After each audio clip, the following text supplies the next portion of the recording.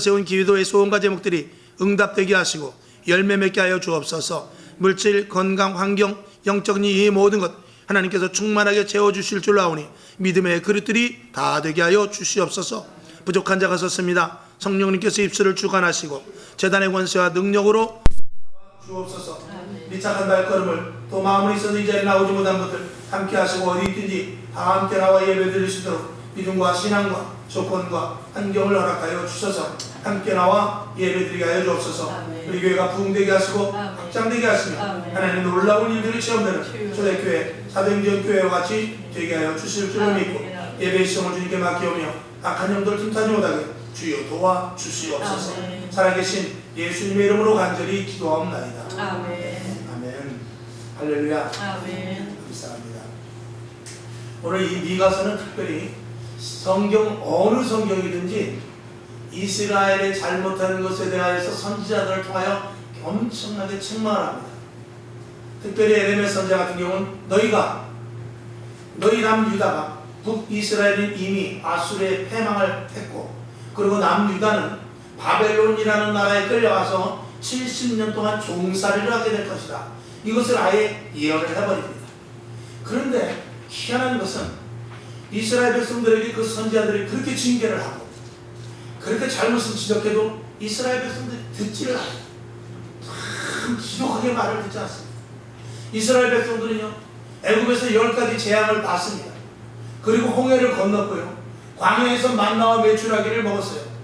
그렇게 놀라운 하나님의 충만한 은혜 속에서 체험을 했음에도 불구하고 하나님의 말씀을 그렇게 순종합니다. 물론 가나안 땅에 들어온 이스라엘 백성들은 이 세대에 있기 때문에 자기 눈으로 직접 체험하지 못한 사람들도 있습니다만 그럼에도 불구하고 부모의 말을 전수해서 그들이 들었으면 좋았을 텐데 듣지를 않습니다. 사실 우리가 지금 세대를 봐도 우리 세대, 다음 세대, 또 우리 부모의 세대 이렇게 보면 믿음이 점점 좋아지는 것이 아니라 믿음이 흐려지는 것을 보게 됩니다. 그것은 세상의 문화, 세상의 환경, 또 세상이 급변하게 돌아가는 여러 가지 모든 것들을 통하여서 이 하나님의 말씀보다는 세상 속으로 빠져들어오는 것이기 때문에 그런 것이죠. 그런 맥락 속에서 이스라엘 백성들도 가나안 땅에 들어온 이스라엘 백성들이 하나님의 말씀을 참 지독하게 듣지를 않게 되는 것을 봅니다.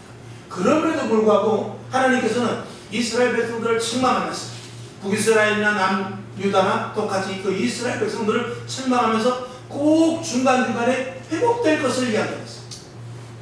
너희가 포로로 끌려갔지만 70년 후에 돌아오게 될 것이다. 내가 너희를 치지만 다 죽이지 않겠다. 그리고 너희 이스라엘 백성들이 다시 회복될 것이다. 너희 이스라엘 백성들에게 한 메시아가 올 것이다. 큰 선지자가 올 것이다. 그리고 다윗 왕조와 같은 그런 놀라운 정말 기가 막힌 일들을 보게 될 것이다. 이런 것들을 계속해서 약속을 하시면서 이렇게 선포를 해주셔요. 그러니까 제가 만약에 선지자라면 이스라엘 백성들이 잘못된 것을 눈이 보여요. 그래서 책망을 하고 잘못된 것을 이야기하는데 하나님께서 뭐라 그러냐면 그럼에도 불구하고 회복을 또 이야기할 때 저 같으면 아니 무슨 회복을 합니까? 모세도 그런 경험을 했거든요. 하나님께서 모세에게 저 이스라엘 백성들 말도 안 듣는데 쟤들을 싹 멸절시켜버리고 새 백성, 새 나라, 다른 사람을 택해서 우리가 딴 일을 할까? 이렇게 하나님께서 말씀하신 적도 있어요. 그것과 마찬가지로 하나님께서 선지자들에게 이스라엘 백성들이 멸망할 것을 이야기하고 그리고 회복될 것을 이야기할 때 이 선지자가 생각할 때 왜 또 회복을 말씀하시나? 저렇게 지독하게 말도 안 되는 그렇게 징한 백성들을 뭘가 이쁘다고 다시 회복을 시켜주나? 이렇게 말할 수도 있었을 것입니다. 그러나 하나님의 명령이기에 이 선지자는 회복을 이야기하게 됩니다. 그 내면에는 하나님께서 아브라함과 약속을 했기 때문에 이것이 하나님이 주시는 놀라운 우리들의 축복 가운데 한 가지인 것입니다. 하나님은 아브라함에게 뭐라고 하냐면 내가 너희를 바다의 모래와 같이 하늘의 별과 같이 그리고 너희 자손을 무수하게 복을 내려주신다고 했어요. 신명기에 들어와서도 하나님께서는 뭐라고 그러냐면 나를 내 말씀을 삼가 듣고 순종하는 자에게는 복을 천대를 내리고 그리고 내 말을 불순종하는 자들에게는 저주를 하는데 3대 4대에 이르게 하겠다라고 하나님께서 말씀을 하셨습니다. 근데 하나님은 그들에게 그냥 선포한 것 같았지만 하나님 그 약속의 말씀을 그대로 이행해 나가고 계시기 때문에 하나님은 이스라엘 백성들에게 아브라함과 약속하셨던 것. 그 아브라함의 약속은 이삭에게도 이어지고 야곱에게도 이어지고 그리고 영적으로 우리들에게까지도 그 약속이 이어지는데 중간에 있는 이 구약에 있는 이스라엘 백성들에게도 그 약속이 그대로 이어지게 되는 것입니다. 그러면 하나님은 도대체 어떤 하나님이냐? 하나님은 사랑의 하나님이시고 약속의 하나님이요 우리에게 어떻게 해서든지 복을 주시고자 하는 그런 하나님이라는 것을 우리는 성경을 통해서 알 수가 있게 되는 것입니다. 왜 그렇게까지 하나님이 하시냐? 그것은 하나님께서 우리를 자녀 삼으셨기 때문에 그렇습니다. 여러분 우리가 친구들 간에 싸우고 아니면 사업 간에 또 여러 가지 모든 사회 속에서 싸우게 되면 다시는 보지 않습니다. 그리고 철천지 원수같이 하는 그런 경우도 있습니다. 물론 화해할 때도 있지만 그런데 그럼에도 불구하고 동기간은 그렇지 않습니다. 부모 자식은 그렇지 않습니다.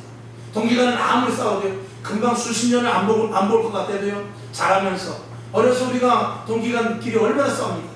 형과 동생이랑 싸우고 누나와 동생이랑 싸우고 언니 동생이 싸우고 이렇게 싸우지만 그럼에도 불구하고 자고 일어나서 먹을 거 있으면 또 나눠 먹고 이게 그렇습니다. 부모 자식과도 마찬가지죠. 그렇게 부모와 대판 싸우고 또 부모가 그렇게 자식을 때렸다 할때도 그 다음날은 더 맛있는 밥을 해서 어제 많이 아팠냐? 그러면서 그러니까 왜 말을 안 들어? 그러면서 그 다음날은 더 맛있는 것으로 해주는 게 이게 바로 부모의 마음이잖아요. 하나님이 그렇습니다. 하나님께서 이스라엘 백성들이 그렇게 잘못을 한다 할 때도 하나님께서는 책망을 합니다. 회초리로 때립니다. 이방인들이 쳐들어와서 곡식 때 수확할 때 되면 다 훔쳐가게 해요. 또 양 때, 소 때 이런 것들을 다 멸절시키기도 합니다. 때로는 확 불을 질러버리기도 해요. 사람을 와서 죽이기도 해요. 근데 하나님께서 또 회복을 시켜서 이스라엘이라는 나라가 온전하게 사사시대 보면 사사를 통하고 왕들을 보면서 악한 왕이 지난 후에 또 선한 왕이 있게 하셔가지고 이스라엘 백성들을 다시 하나님 앞에 온전한 관계를 회복시키는 이런 일들을 하나님께서 하시는데 그거는 부모와 자식 간의 관계같이 하나님이 우리를 사랑하시기 때문에 그런 것입니다. 만약에 저도 마찬가지입니다. 저의 일생을 쭉 봤을 때 하나님이 정말 인간적인 하나님이라면 그리고 하나님이 우리 나와의 관계 속에서 부모와 자식 간의 관계가 아닌 상태라면 우리를 벌써 한번 되게 화났을 때 내가 정말 잘못했을 때 그냥 쳐버리고 다시는 안 쳐다볼 수 있었을 것입니다. 여러분의 생애도 한번 보십시오. 여러분이 하나님을 원망하고 하나님께 정말 열심히 다가간 적도 있었지만 하나님과 멀어진 적도 있을 것입니다. 어떨 때는 하나님 보시면 제발 좀 교회 와라. 제발 좀 열심을 해라. 제발 좀 성령 충만해라. 제발 좀 복음을 전해라. 제발 좀 한 번 더 나와라. 이렇게 했을 때 하나님 난 정말 형편과 사정에서 안 됩니다라고 하나님을 멀리한 적이 있을 때 하나님이 오기의 하나님이요 인간적인 하나님 그래? 그럼 넌 가. 내가 다시는 너를 부르지 않을 거야 하고 삐질 수도 있단 말이죠. 근데 하나님은 그렇지 않습니다. 왜 그렇죠? 부모의 마음이기 때문에 그렇습니다. 오늘 우리가 아무리 그래서 우리가 교도소를 갔다 오든 살인을 하든 아니면 하나님을 멀리하고 하나님을 저주하면서 하나님을 회방했다 할지라도 다시 이 전에 나와서 엎드려 하나님 내가 잘못했습니다. 하나님 나를 용서하시고 나를 받아주시옵소서. 마치 돌아온 탕자와 마찬가지로 아버지요 내가 아버지의 아들이라고 일컬음도 내가 당하기 어렵습니다. 그저 아버지 집에 품꾼으로 종으로 그냥 써주십시오. 나 아버지 집에 그냥 종만 해도 족합니다. 이렇게 말한다 할 때도 아버지께서 웬일이냐 너는 내 아들이라 하면서 살찐 송아지를 잡아서 많은 사람들을 불러 잔치를 하듯이 우리가 어떤 잘못이 있다 할지라도 이전에 와서 하나님 내가 다시 한번 하나님의 자녀다운 삶을 살기를 원합니다. 하나님 내가 회복하여야 되기를 원합니다. 이전의 믿음을 갖기를 원합니다. 이렇게 말하면 하나님께서 얼마나 기뻐하시는지 모르는데 그것은 하나님이 우리의 아버지가 되시기 때문에 그렇습니다. 여러분 기도할 때 어떻게 기도합니까? 하나님 아버지 하나님 아버지 그리고 힘들고 어려울 때 이전에 와서 어떨 때 아버지 아버지 아버지 이렇게 부르는 것은 정말 하나님께서 내가 네 아버지 아니야 하면 그만이지만 언제든지 하나님은 아버지 소리를 듣고 싶어하는 그런 사랑의 하나님이시기 때문에 우리가 기도할 때마다 하나님은 우리에게 외면하지 아니하시고 얼굴을 우리 쪽으로 향하는 것입니다. 이 땅에서 부모라도 그렇게까지 할 수 없습니다. 이 땅에서 부모라도 그렇게까지 하나님과 같은 사랑을 가질 수 없습니다. 그러나 하나님은 어린아이를 가진 젖먹이를 가진 어미가 혹시 그 아이를 잊을지라도 나는 너를 잊지 않겠다고 하나님은 우리들에게 사랑으로 말씀하고 계십니다. 정말 우리는 놀라운 큰 축복이 아닐 수가 없는 것이죠. 그래서 이 이스라엘 백성들에게 가장 큰 축복은 뭐냐? 첫 번째로는 하나님이 늘 함께 하신다는 것입니다. 그래서 하나님은 이스라엘 백성들이 어디로 가든지 무엇을 하든지 죄를 짓는 자리에까지라도 하나님이 함께 하셔서 그들을 책망하신 것, 이게 복이죠.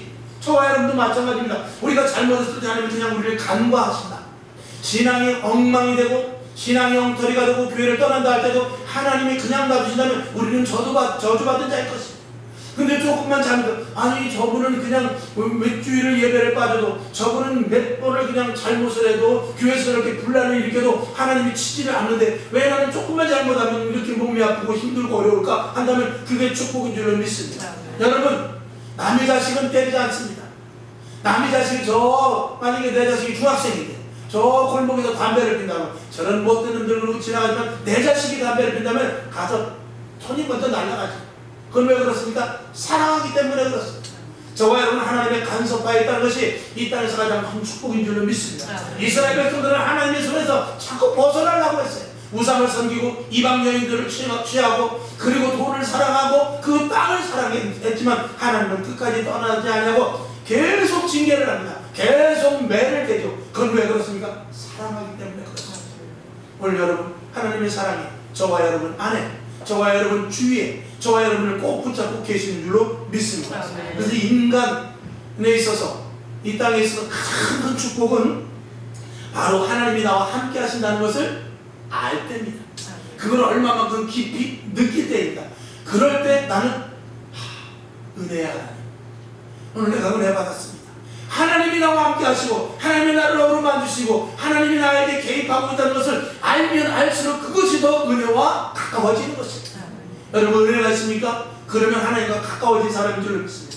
하나님과 멀어지면 어떻게 되죠? 저절로 은혜는 떨어질 수밖에 없는 것입니다.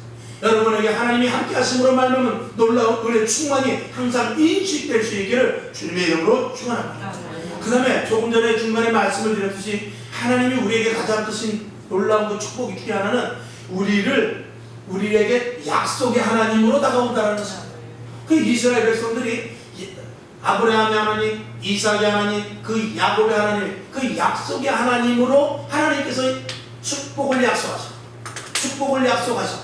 그리고 그들의 번성을 약속하셨고 그들이 영원토록 함께 하신다는 그 약속의 하나님이 이스라엘 백성들과 함께 했기 때문에 이스라엘 백성들은 괴로움을 당하고 하나님 앞에 달달 볶일 수 있을지는 모르지만 그것이 가장 큰 축복이 되었다는 것입니다. 그래서 이스라엘 백성들이 죄를 지어도 그들을 내치지 아니하고 끝까지 회복시키는 것이죠. 자, 민수기 23장 19절을 한번 보겠습니다.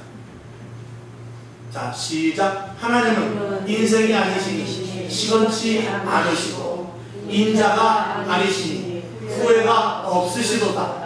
어찌 그 말씀하신 바를 행치 않으시며 하신 말씀을 실행치 않으시랴 라고 이렇게 하나님은 분명하게 우리들에게 말씀을 하고 있죠. 자, 창세기 22장 17절 한번 더 보겠습니다. 시작. 내가 내게 큰 복을 주고 내 씨로 크게 성하여 하늘의 별과 같고 바닷가의 모래와 같게 하리니 내 씨가 그 대적의 문을 열리라 그랬습니다. 그러니까 창세기에서 땅을 정복하고 다스린 것 같이, 그리고 이 땅의 모든 모래알이나 별과 같이 많게 해준다는데, 이것은 아브라함에게 약속하신 그 놀라운 약속이 오늘 이 이삭에게도 그리고 야곱에게도 그리고 모든 자녀들에게도 그대로 이어진다는 것을 확실하게 말씀을 하고 있는 것입니다. 오늘 본문 미가 선지자가 오늘 성경 본문을 통해서 2절을 보게 되니까 베들레헴 에브라다야 너는 유다 족속 중에 작을지라도 이스라엘을 다스릴 자가 내게로 나올 것이다 라고 이렇게 말했습니다. 특별히 하나님께서 선지자들을 통해서 이스라엘의 회복을 말씀하셨습니다. 그리고 이 땅에 메시아가 올 것을 이야기합니다. 다윗 왕보다도 더 강력한 통치자가 올 것을 이야기해서 너희들이 힘들고 어렵고 너희들이 죄로 말미암아 잘못됐다 할지라도 내가 너희들을 구원하여서 영원한 나라를 세울 것이다 라고 말씀하고 있거든요. 그런데 오늘 여기 미가 선지자는 특별히 그 메시아가 오실 것에 대하여서 베들레헴이라는 에브라다라는 그곳에서 태어날 것까지 아주 정확하게 정말 쪽집게와 같이 이렇게 말씀을 하십니다. 보통 일반의 선지자들은 메시아가 올 것을 이야기하고 있어요. 그런데 이 미가 선지자는 베들레헴, 에브라다. 베들레헴이나 에브라다는 같은 자리입니다. 베들레헴은 지금 베들레헴이지만, 그 당시 베들레헴이지만, 이 에브라다는 옛 이름입니다. 새벽 시간에도 말씀을 드렸습니다만, 마치 인천이, 서울이 한양이듯이 그 베들레헴의 옛 이름이 에브라다입니다.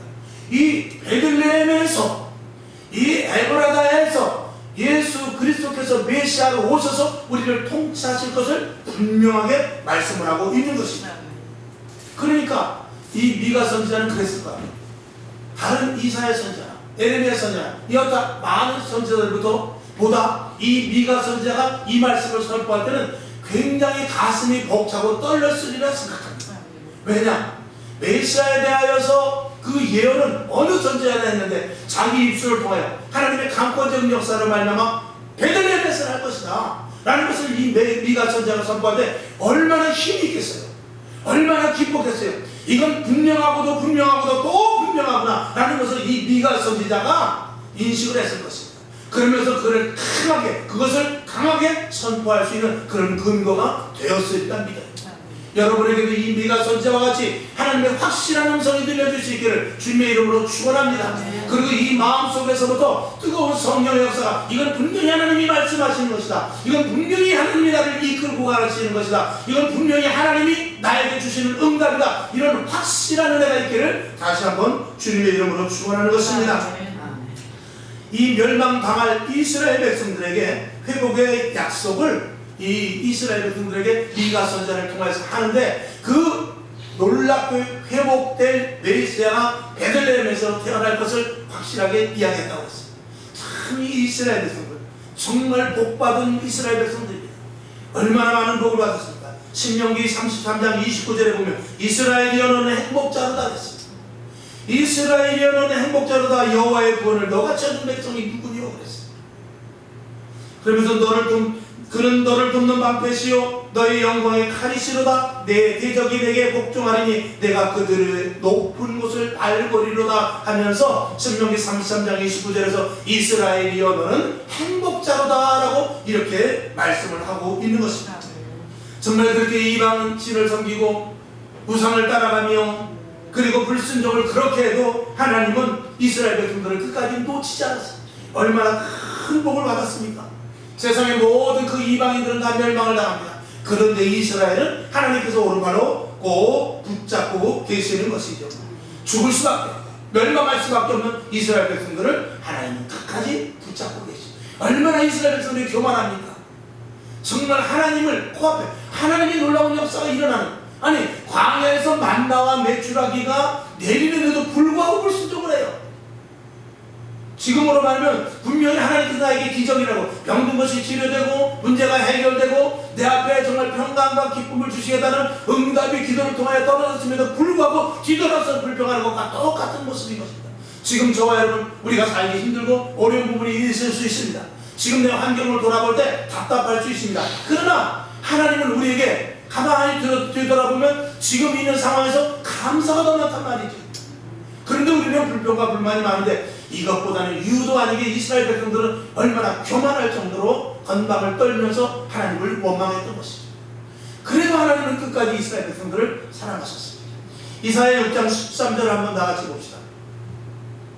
자, 시작. 그 중에 10분의 1이 오히려 남아있을지라도 이것도 삼키운 바 될 것이니 밤나무, 상수리나무가 매임을 당하여도 그 그루터기는 남아있는 것 같이 거룩한 씨가 이 땅의 그루터기니라.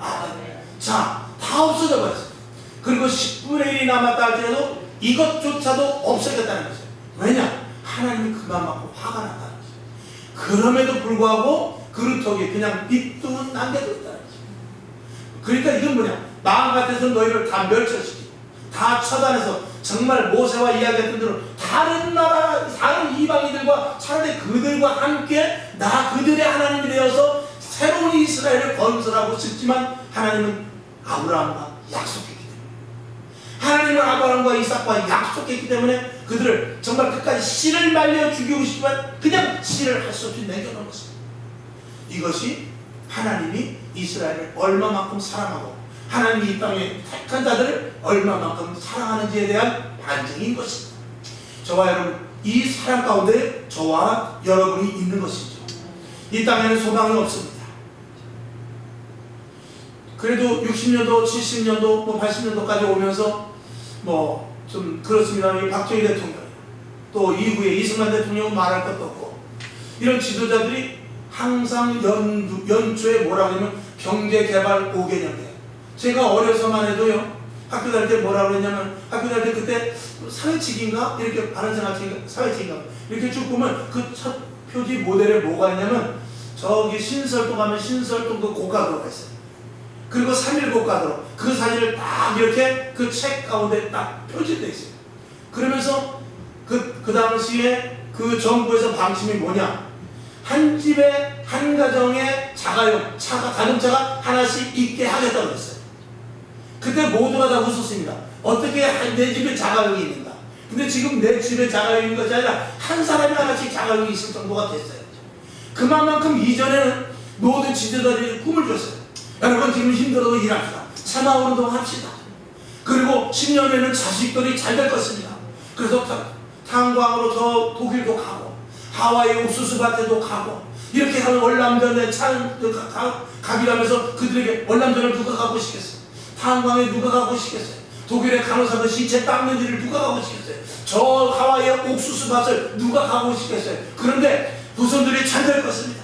자녀들이 달릴 것입니다. 그래야 우리나라가 일어나면서 계속해서 미래에 대한 소망을 줬단 말입니다. 그 소망을 가지고 대한민국이 일어날 것이죠. 그런데 지금 한번 봅시다. 지금 누가 소망을 줍니까? 지금 차선 대선 주자들, 정치 이야기라는 것이 아니에요. 대선 주자뿐만 아니라 지금 여러분 선생님이, 여러분의 리더자가, 여러분 앞장선자가 누가 미래에 대한 소망을 이야기합니까?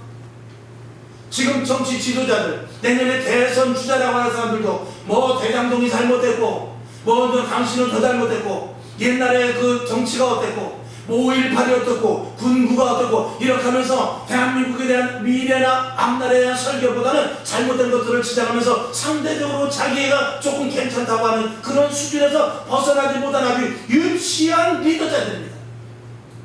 중요한 것은 그들 밑에 이 대한민국 백성들이 있다는 것입니다. 누구에게 가서 소망을 찾습니까? 누구에게 가서 미래의 앞날을 보겠습니까? 자녀들을 어떻게 키워야 되며 후손들이 어떻게 키워야 대한민국이라는 나라에서 유지하면서 대한민국이 앞으로도 더 부강한 나라가 되고 세계 만방에 우뚝 서는 나라가 될 수 있을까를 대한 것은 지금 유권자들은 그런 것들은 들은 없고 듣지도 못하고 알지도 못하고 생각조차 못하는 멍텅구리 대한민국 국민들을 만들어 버리고 있는 것입니다. 그래서 조금 국민들이 화가 나면 돈 나눠주고, 조금 열받으면 동사무소 새로 지어지고, 조금 저기 하면 어떻게 하고, 길 새로 내주고, 그저 토지수에서 보상금 좀 더 주고, 이런 것을 해서 이 대한민국 사람을 멍텅구리로 만들어, 미련투기로 만들어가지고 아주 돼지로 만들어버리는 그런 나라예요. 지금 그렇게 말하면 대한민국의 미래의 비전을 제시하는 그 대권주자들 한 사람도 없어요. 10년 후엔 적어도 대한민국이 이렇게 될 것입니다. 5년 후엔 적어도 이렇게 될 것이 않겠습니까? 우리나라 대한민국 사람들은 희망이 있습니다. 머리가 좋습니다. 세계를 제거할 수 있다. 이런 말하는 걸 제가 하나도 보지 못했어요. 그렇게 지금 세상 사람들은 그런 자리에서 살고 있단 말입니다. 어떻게 보면 지금 집에 냉장고가 좋은 게 있고 엘리베이터를 타고 다닐 수 있을지 모르지만 60년, 70년 전보다 이 머릿속에 소망이 없어요. 희망이 없어요. 모두가 그래서 절망, 안 된다, 포기, 미래에 대한 안감은 인들만 있지 미래에 대해서 이야기 없어요. 행복한가 불행한가, 불행할 것만 이야기하고 있어요. 그럼에도 불구하고 하나님을 믿는 저와 여러분, 아브라함의 하나님, 이삭의 하나님, 야곱의 하나님 되신 그것을 믿는 저와 여러분에게는 오늘도 주님은 뭐라고 말합니까? 우리에게 메시아가 도래하듯이 우리에게 꿈과 소망과 비전과 앞으로 될 일에 대하여서 말하고 있어요. 그것이 바로 이 교회의 핵심이고 교회에서 하나님이 주시는 놀라운 비전인 것입니다. 오늘 본문으로 한번 돌아가 보겠습니다. 본문으로 돌아갔을 때 5절을 한번 보겠습니다. 4절을 한번 보겠습니다. 4절. 그가 여호와의 능력과 그 하나님 여호와의 이름의 위엄을 의지하고 서서 그때 먹여서 그들로 안연히 거하게 할 것이라. 안연히 평안하게 거하게 할 것이라는 것입니다. 이제 그가 창대하여 땅끝까지 미치리로다. 그 미치는 모든 미치게 하시는 그분이 우리를 다스린다는 것입니다. 5절로 넘어가 봅니다. 5절은 이 사람은 우리의 평강이 될 것입니다. 우리에게 평안과 평강과 예수님께서도 요한복음에서 말씀하십니다. 내가 너에게 평안을 주라. 이 평안은 세상에서 받을 수 없는, 세상에서 볼 수 없는, 세상에서 느낄 수 없는 평안을 내가 너에게 주신다고 했죠. 누가 지금 그런 말을 합니까? 주님께서만, 하나님께서만 오늘 이 말씀을 우리들에게 하는 것입니다. 이 사람은 우리의 평강이 될 것이라. 아수르 사람이 우리 땅에 들어와서 우리 궁들을 벌할 때 우리가 7 목자와 8 군왕을 일으켜 그를 치겠다라고 말씀하십니다. 아수르와 같이 지금 엄습하는 좋지 않은 환경, 여러가지 어려운 일들, 경제적인 안팎, 정치적인 이런 모든 것들이 온다 할지라도 아수르와 같은, 그리고 또 6절을 넘어가 봅시다. 6절에는 니무롯과 같은 이런 정말 엄청난 세력, 악의 세력들이 우리를 넘어뜨리려 하고 미래의 꿈도 없고 소망도 없는 이런 속에서라도 하나님은 우리들에게 어떻게 해요? 자, 그들이 칼로 아수르 땅을 황무케 하며 니무롯 땅에 오기를 황무케 하리라 그랬어요. 아수르 사람이 우리 땅에 들어와서 우리 지경을 밟을 때 그가 우리를 그에게서 건져내리라 그랬어요. 누가 말씀하십니까? 만군의 주 여호와 하나님께서 아브라함과 했던 그 약속에 따라서 오늘 우리에게 주시는 말씀이었습니다. 그래서 우리에게 소망이 있고 우리는 절망이 아니라 포기가 아니라 우리는 점진적으로 앞으로 나가 더 지금 현실, 눈으로 보는 현실은 암담하고 장담할 수 있을지 모르지만 세상 사람들은 모두가 다 끝장이다, 세상 사람들도 지금도 말살하고 그러고 말하고 있어요. 그럼에도 불구하고 우리는 내일의 소망을 가지고 비전을 가지고 오늘 코로나가 있어서 몇 사람이 죽고 몇 사람이 걸렸다 할지라도 우리는 그것을 모르는 것이 아니라 미래 1년 2년 후에 교회가 회복되고 우리 가정이 회복되고 나는 꿋꿋이 일어나서 하나님의 말씀 안에 서서 하나님의 축복 가운데 있을 것이라는 그런 소망인데, 그 소망을 누가 주시느냐? 아브라함에게 약속하셨던 그 하나님이 우리에게 주시고, 미가 선지자를 통하여, 에레미야 선지자를 통하여, 이사야 선지자를 통하여 이스라엘 백성들의 그 끝까지 곧 죽어가, 곧 칼이 코앞에 있어, 그럼에도 불구하고 너희에게 미래의 꿈과 소망이 있을 것이라고 말씀하신 그 하나님이 오늘 우리들에게 오셔서 나에게, 저와 여러분에게, 우리 교회에다 말씀을 하고 있으니 이게 믿는 자들에서의 가장 큰 축복이 아니냐 이것입니다. 세상 사람들은 이런 말을 들을 수 없습니다. 하나님의 말씀은 약속의 말씀이고 분명합니다. 그런데 만약에 우리가 다 떠나서 하나님의 말씀이 혹시라도 허구고 혹시라도 그 말씀이 진정이 아니라 할지라도 누가 우리들에게 소망의 말을 해주냐 이거예요. 그렇지 않습니까? 친구를 만나면 어때? 요새 뭐 다 죽을 지경이지. 요새 나 어려워. 뭐 이제 큰일 났어. 접어야 될 것 같아. 우리 회사도 뭐 이렇게 말할 때 아니야. 하나님 우리 함께 하시면 코로나가 문제야. 야, 6.25 전쟁 때도 살았어. 일제시대 때도 살았어. 근데 왜 못 사냐? 그리고 모든 사람들이 안 된다 안 된다. 나는 하나님을 믿어. 그리고 하나님이 이 약속의 말씀을 통해서 이스라엘 백성들에게 했고, 아브라함의 하나님, 이삭의 하나님, 그 야곱의 하나님이 오늘 나의 하나님이 되셔서 그 약속의 말씀이 나에게 주어졌어. 이건 믿는 자들의 특권이야 라고 말할 수 있다면 저와 여러분 그 자체가 이미 복이 아니겠습니까? 그리고 그것이 이 약속의 말씀을 통하여 그대로 이루어지니 우리들은 이 땅에 살아가지만 세상 사람들과 전혀 다른 복을 받고 있다는 것입니다. 이것보다 더 큰 복이 어디 있느냐 이런 것이죠. 여러분, 우리들은 그렇습니다. 구원이 있습니다. 아멘. 하나님이 함께 하시고 늘 지켜주시며 그리고 우리의 기도의 간구를 듣고 계시니 얼마나 감사합니다. 성경을 한 절 더 보죠. 요한복음 14장 18절을 봅시다. 자, 시작. 내가 너희를 고아와 같이 버려두지 아니하고 너희에게로 오리라. 아멘. 세상 사람들은 지금 붙잡을 데가 없어요. 누구를 붙잡아요?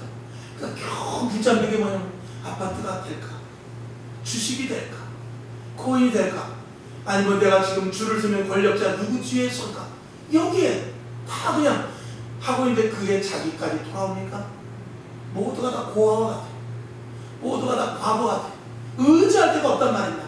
그러나 저와 여러분, 하나님은 우리의 보호자가 되시고 하나님은 우리의 아버지가 되시고 이스라엘에는 행복자로다 했던 것과 마찬가지로 저와 여러분에게 하나님 우리에게 행복자가 되셔서 우리가 아무리 힘들고 어렵다 해도 너는 내 것이라, 내가 너를 약속하잖아.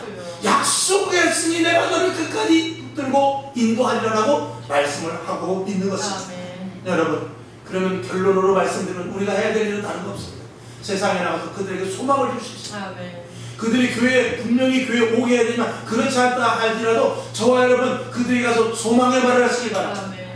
절망 가운데 있는 에게 절망하지 마, 일으켜야 됩니다. 그들에게 소망을 주고 할 수 있다 하고 될 수 있다 말하고 다시 회복될 것을 분명히 말할 수 있는 저와 여러분이 되는데 그것을 저와 여러분이 힘있게 말할 수 있기를 주님의 이름으로 축원합니다.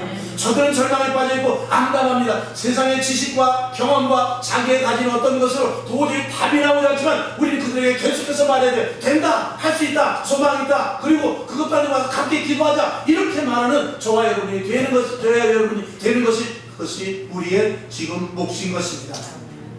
인생은 다 없어질 안개와 같습니다. 그들에게 그래서 그냥 안개로 생각하고 맙니다. 그러나 우리는 그렇지 않습니다. 하루를 피는 꽃이라 할지라도 아름답게 열정적으로 그 자기 몫을 다 감당하면서 하는 것이 우리의 참된 인생의 그리스도인들의 모습이 아니겠습니까? 오직 예수만이 살 길입니다. 할렐루야. 이 땅의 소망과 미래의 비전은 예수밖에 없습니다. 예수 믿는 것 이거 외에는 이 땅에서 모두가 다 고개가 땅으로 숙여질 수밖에 없어요. 우리는 고개를 어디로 쳐죠? 하늘로 쳐죠. 기분이 좋으면 어떻게 하늘 보면서 랄랄라 합니다. 여러분 기분 좋은 사람이 땅을 보고 나 오늘 기분 되게 좋다, 그런 사람 있어요? 속상할 때 오늘 왜 이러지? 속상하다. 기분 좋아. 오늘 기분 되게 좋네. 그럽니까? 오늘 기분 되게 좋다. 하늘과 땅은 그렇게 하늘과 땅 차이예요. 코로나 경제적인 한파 모두가 가라앉아 신음소리가 들립니다. 그 신음소리를 잠재워 줄 수 있는 것은 저와 여러분밖에 없습니다. 이 땅의 마지막 소망은 예수 믿는 사람입니다. 이 땅의 마지막 소망은 교회입니다. 이것을 없애려고 악한 무리가 계속해서 우리를 넘보고 있죠. 교회는 없어지면 안 됩니다. 성도들은 주님께서 끝까지 지켜주십니다. 그리고 절망과 포기와 힘든 이들에게 가서 예수 그리스도의 복음을 전하는 저와 여러분이 분명히 돼야 됩니다. 힘내시고 미래를 소망하면서 이 땅의 모든 일들의 주권자가 하나님이라는 사실을 분명히 믿는 승리의 날로 날마다 정철되어 나가는 저와 여러분 될 수 있기를 주님의 이름으로 축원합니다. 하나님 아버지 감사합니다. 우리의 소망은 무엇입니까? 예수입니다. 우리의 미래는 무엇입니까? 예수입니다. 예수 믿는 것 외에는 다른 방도가 없습니다. 많은 사람들은 허둥거리고 있습니다. A쪽이 좋을까? B쪽이 좋을까? 아니 가로 갈까? 나로 갈까? 아니 되돌아갈까? 이렇게 걱정과 우려 속에 있지만 우리는 그렇지 않습니다. 우리는 오직 예수, 오직 하나님, 오직 말씀, 오직 성령의 인도하심, 오직 주 예수 그리스도를 붙잡아 나가게 원하는 믿음을 우리가 끝까지 붙잡으며 인도하며 나가는 믿음의 자녀들 되게 하여 주시옵소서. 감사합니다. 오늘 확고한 믿음을 갖게 하여 주시옵소서. 우리가 가장 큰 행복자라는 사실을 믿게 하여 주시옵소서. 예수님의 이름으로 간절히 축복하며 기도합니다.